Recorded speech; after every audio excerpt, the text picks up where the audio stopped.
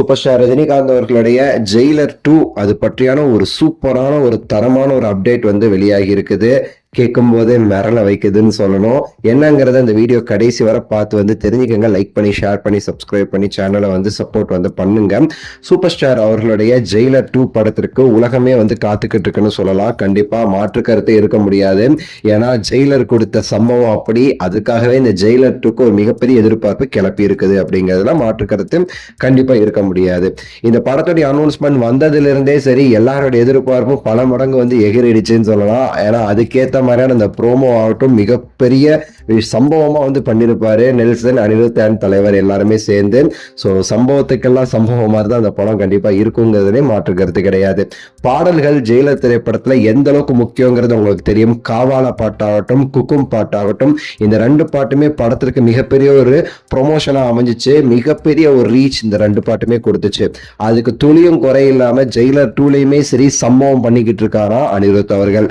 சூப்பரான ஹுக்கும் மாதிரியே ஒரு அனதர் வெர்ஷன், ஹுக்குமுக்குலாம் அண்ணன் அப்படிங்கிற மாதிரி சொல்ற மாதிரி ஒரு பாட்டு வந்து ரெடி ஆகிட்டு இருக்கு. அது மிரட்டலா இருக்கும் அப்படின்னுமே சரி சொல்லப்படுது. காவாலா மாதிரி இன்னொரு பாட்டுமே ரெடி பண்றாராமா.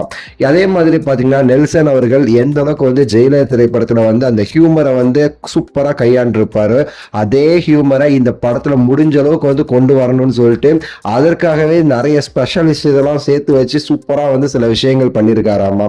யோகி பாபுக்கு பதிலாக இந்த படத்துல வந்து அதே மாதிரி ஹியூமர் சென்ஸ்ல யாரை நடிக்க வைக்கிறாருங்கிறது இன்னும் ஒரு ஆச்சரியமான விஷயமா இருக்கு.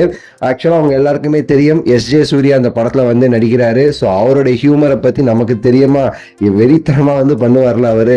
ஸோ அவரை வச்சே இந்த படத்துல ஜெயிலர் 2 படத்துல ஒரு சூப்பரான சில சம்பவங்கள் பண்ணியிருக்காராமா நம்ம நெல்சன் அவர்கள். படத்திற்கான டீசர் அல்லது ஒரு சின்ன கிளிம்ஸ் வந்து கூடிய சீக்கிரத்துல வந்து ரிலீஸ் பண்ற பிளான்ல இருக்காங்களாமா.